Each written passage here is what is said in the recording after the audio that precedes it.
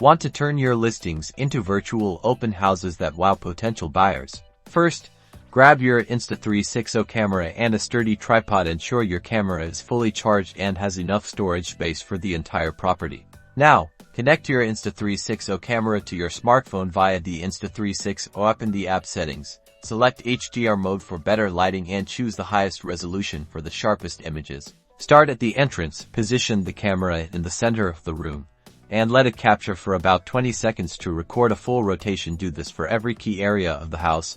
Back in the Insta360 app, review your photos. The app automatically stitches them into 360 panoramas. Download the Zillow 3D Home app. Connect your Insta360 to the Zillow app. Follow the in-app instructions to upload your 360 images. Within the Zillow app, link the 360 photos together to create a seamless tour. Add hotspots to guide viewers from one room to the next. Finally, publish your 3D tour to your Zillow listing.